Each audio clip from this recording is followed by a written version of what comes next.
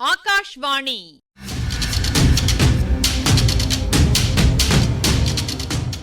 பொன்னியின் செல்வங்கள் வாசிப்பும் ஆய்வும். வாசிப்பவர் ராமசுவாமி சுதர்சன் அவர்கள்.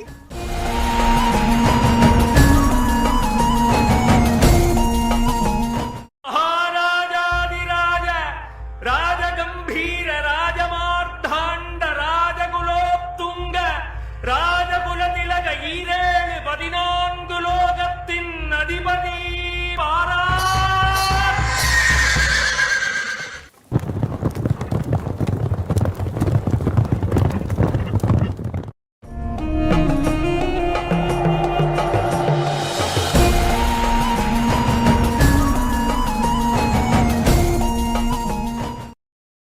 எப்படி இவ்வளவு வேகமாக அந்த மூதாட்டி இங்கே வந்து சேர்ந்திருப்பார் என்று தம்முடைய ஆச்சரியத்தை இளவரசர் வெளிப்படுத்தினார்.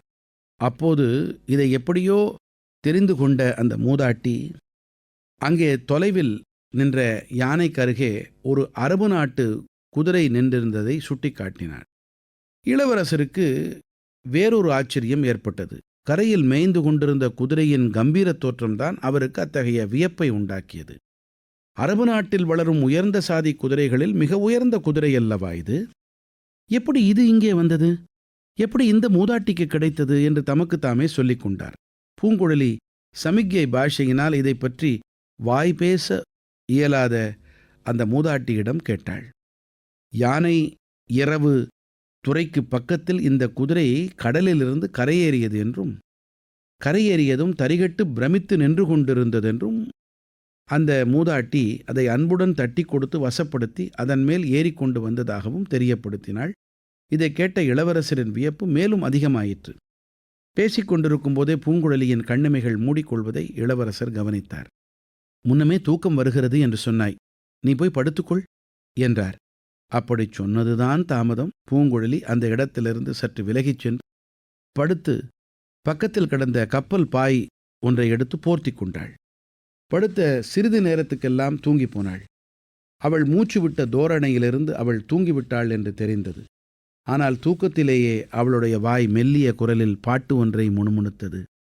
அலைகடலும் ஓய்ந்திருக்க அகக்கடல்தான் பொங்குவதேன்.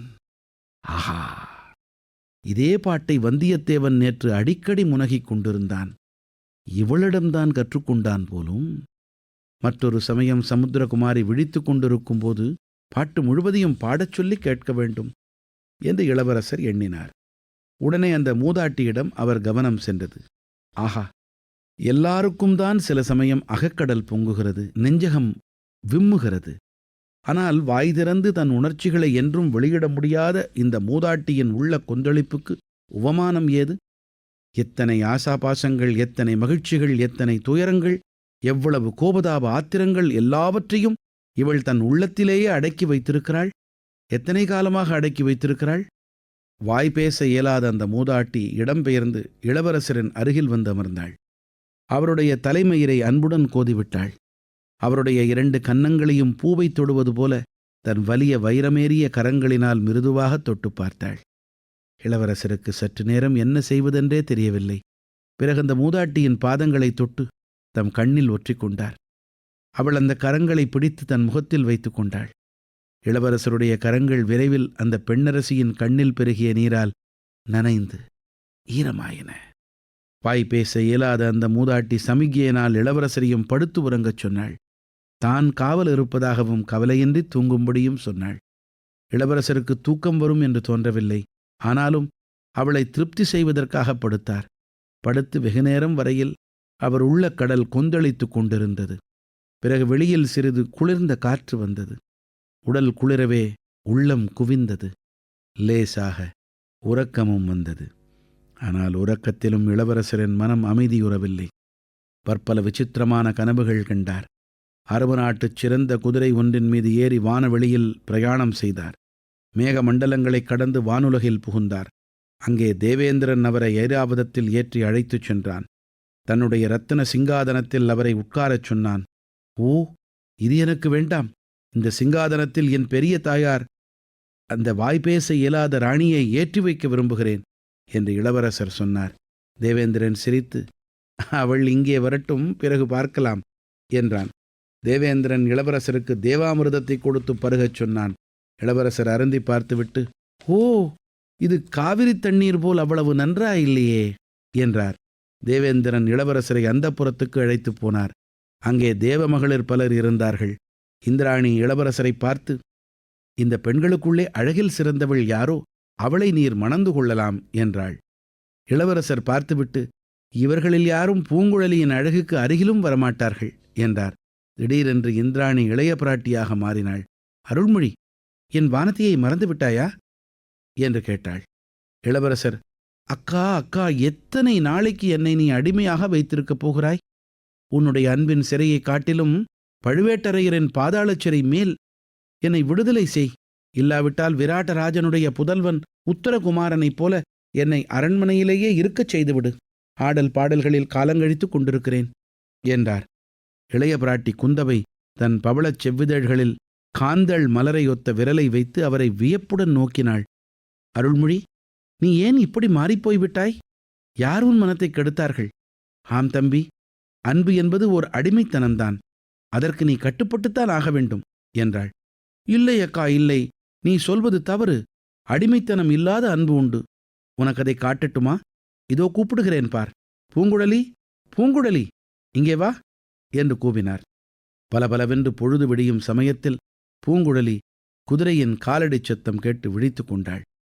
வாய் பேச இயலாத ராணி குதிரை மேல் ஏறி புறப்படுவதை பார்த்தாள். அவளை தடுப்பதற்காக எழுந்து ஓடினாள். அவள் கப்பலிலிருந்து இறங்கி கரைக்குச் செல்வதற்கு முன்னால் குதிரை பறந்து சென்று விட்டது. உதய நேரம் மிக்க மனோகரமாயிருந்தது. பூங்குழலியின் உள்ளத்தில் என்றுமில்லாத உற்சாகம் ததும்பியது. அங்கிருந்தபடியே கப்பலின் மேல் தளத்தை பார்த்தாள். இளவரசர் தூங்கிக் கொண்டிருந்தார். பூங்குழலி நதிக்கரையோரமாக பறவைகளின் இனிய கானத்தை கேட்டுக்கொண்டு நடந்தாள். ஒரு மரத்தின் வளைந்த கிளையில் ஒரு பெரிய ராட்சச கிளி உட்கார்ந்திருந்தது. பூங்குழலியைக் கண்டு அது அஞ்சவில்லை. எங்கே வந்தாய் என்று கேட்பது போல அவளை உற்று பார்த்தது. கிளித்தோழி, இன்னும் சற்று நேரத்துக்கெல்லாம் இளவரசர் இங்கிருந்து போய்விடுவார். பிறகு எனக்கு நீதான் துணை. என்னோடு பேசுவாயல்லவா என்று பூங்குழலி கேட்டாள். அந்தச் சமயம் பூங்குழலி, பூங்குழலி என்ற குரல் கேட்டது. முதலில் கிளிதான் பேசுகிறது என்று நினைத்தாள். இல்லை, குரல் கப்பலிலிருந்து வருகிறது என்று உணர்ந்தாள். இளவரசர் அழைக்கிறார் என்று அறிந்து குதித்தோடினாள். ஆனால் கப்பல் மேலேறி பார்த்தபோது இளவரசர் இன்னமும் தூங்கிக் கொண்டிருந்தார். பூங்குழலி அவர் அருகில் சென்றபோது அவருடைய வாய் மட்டும் பூங்குழலி என்று முணுமுணுத்தது. உடல் புலகாங்கிதம் கொண்ட அந்த பெண் இளவரசரின் அருகில் சென்று அவருடைய நெற்றியை தொட்டு எழுப்பினாள். இளவரசர் உறக்கமும் கனவும் கலைந்து எழுந்தார். கீழ்த்திசையில் உதயமாகிக் கொண்டிருந்தான். பூங்குழலியின் முகம் மலர் போல பிரகாசித்தது. என்னை அழைத்தீர்களே, எதற்கு என்று கேட்டாள். உன் பெயரைச் சொல்லி அழைத்தேனா என்ன? தூக்கத்தில் ஏதோ பேசியிருப்பேன். நீ நேற்றிரவு தூங்கிக் கொண்டு பாடினாயே, நான் தூக்கத்தில் பேசக்கூடாதா என்றார். இளவரசர் குதித்து எழுந்தார். ஓஹோ, இத்தனை நேரமா தூங்கிவிட்டேன்? பெரியம்மாங்கே என்று கேட்டு சுற்றுமுற்றும் பார்த்தார். அந்த மூதாட்டி அதிகாலையில் குதிரை ஏறி போய்விட்டதை சமுத்திரகுமாரி சொன்னாள். நல்ல காரியம் செய்தாள். சமுத்திரகுமாரி, உன் களைப்பு தீர்ந்து விட்டதாக காண்கிறது. நீயும் இனி விடை பெற்றுக் கொள்ளலாம். என் நண்பர்கள் வரும் வரையில் நான் இங்கேயே இருக்க வேண்டும். அதுவரை இந்த கப்பலை சோதித்து பார்க்கப் போகிறேன் என்றார். பூங்குழலி அதோ அதோ என்று சுட்டிக்காட்டினாள். அவள் காட்டிய திசையை இளவரசர் நோக்கினார். கடலில் வெகு தூரத்தில் ஒரு பெரிய மரக்கலம் தெரிந்தது. கடற்கரை ஓரமாக ஒரு சிறிய படகு வருவதும் தெரிந்தது. படகிலே 5-6 பேர்கள் இருந்தார்கள். ஆஹா, இப்போது எல்லா விவரங்களும் தெரிந்து போய்விடும் என்றார் இளவரசர். தாம் அங்கிருப்பது தெரியாமல் ஒருவேளை படகு கடற்கரையோடு போய்விடலாம் என்று இளவரசர் அஞ்சினார். ஆகையால் உடனே புதைந்த கப்பலிலிருந்து கீழிறங்கி நதிக்கரையோரமாக கடற்கரையை நோக்கிச் சென்றார். பூங்குழலி அவரை தொடர்ந்து சென்றாள். யானையும் அவர்களை பின்தொடர்ந்து அசைந்தாடிக் கொண்டு சென்றது. கடற்கரையில் போய் நின்றார்கள். மரக்கலம் அவர்களை விட்டு தூர போய்க் கொண்டிருந்தது. படகு அவர்களை நெருங்கி நெருங்கி வந்து கொண்டிருந்தது. முதலில் பின்னால் ஒதுங்கி நின்ற பூங்குழலி ஆர்வங்காரணமாய் சிறிது நேரத்திற்குள் முன்னால் வந்து விட்டாள். இளவரசருடைய மனக்கவலைகளுக்கிடையே பூங்குழலியின் ஆர்வம் அவருக்கு களிப்பை ஊட்டியது. அவர் முகத்தில் குறுநகை ததும்பியது.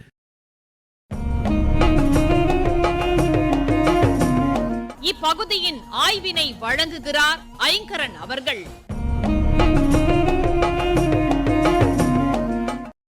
யானையை கட்டுப்படுத்தி நடத்துறவன் மாவுத்தன், குதிரையை கட்டுப்படுத்தி இயக்கிறவன் ராவுத்தன். யானை விஷயத்துல அருள்மொழிவர்மர் நிகழ்த்தின சாகச செயல்களை பார்த்து வியப்படைஞ்சோம். இப்ப அனாயாசமா அரபு குதிரையில ஏறி வந்து அவரையே வியப்புல ஆழ்த்திட்டா அந்த மூதாட்டி பூங்குழலின் அத்தை. நல்லவேளை இந்த தருணங்கள்ல மாவுத்தனோ ராவுத்தனோ பக்கத்துல இல்ல. இருந்திருந்தா அதிர்ச்சியே அடைஞ்சிருப்பாங்க இல்லையா? நேர்களே, பொதுவா குதிரைகளின் நடைகளை பத்தி இந்த நெடுங்கதையின் தொடக்கத்துல கடம்பூர் சம்பவத்தை ஒட்டி சில செய்திகளை பகிர்ந்து கொண்டது நினைவிருக்கும். குறிப்பா அரபு குதிரைகளை பத்தி இந்த பகுதியில பார்க்கலாம். வளைஞ்ச கழுத்து, கொஞ்சம் உள்நோக்கிய தலை, சின்ன காது, மென்மையான பளபளப்பான முடிகளாலான நேர்த்தியான பிடரி, சிறிது எழும்பி நிற்கிற வால், மிதக்கும் நடைன்னு வர்ணிக்கப்படுற மிடுக்கான நடை. இதெல்லாம் அரபு குதிரையோடைய அடையாளங்கள். சாம்பல், பழுப்பு மஞ்சள், கருஞ்சிவப்பு, புகர்னு சொல்லப்படுற பழுப்பு, இப்படி பல நிறங்கள்ல காணலாம். வேகம், வலிமை, சகிப்புத்தன்மை, மனிதரோடு நெருங்கி பழகும் பாங்கு, இதெல்லாம் குதிரையின் பொது அம்சங்கள். அரபு குதிரையின் சிறப்பு அம்சம் கடினமான நிலப்பரப்புகள்லையும் விரைவாக ஓட முடியும். நல்லது. குதிரையை வழி நடத்தவும் கட்டுப்படுத்தவும் தேவையான எந்த சாதனத்தையும் தேடாம அந்த மாதரசி அங்க வந்து சேர்ந்தது பிரமிப்பா இருக்குது. மனப்புழுக்கத்தை எல்லாம் அன்பை பரப்பி புறங்கண்டு வர அந்த மூதாட்டி உடல் புழுக்கத்தின் காரணத்தை சைகை மூலமா காட்டுறாங்க. சந்திரனை சுத்தி சாம்பல் நிற வட்டம், புயலும் மழையும் வருவதற்கான அடையாளம்.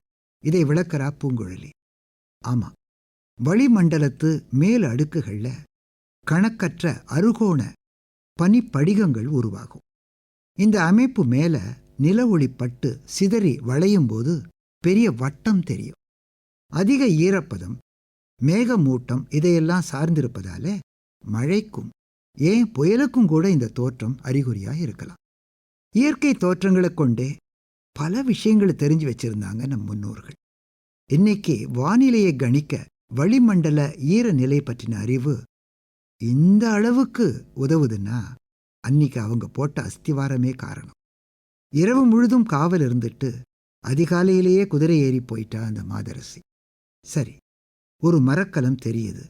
கரையோரமா ஒரு படகு வருது. நெருங்கி போய் பார்த்தா மரக்கலம் போய்கிட்டு இருக்கு, படகு கரையை நோக்கி வந்துகிட்டு இருக்குன்னு தெரியுது.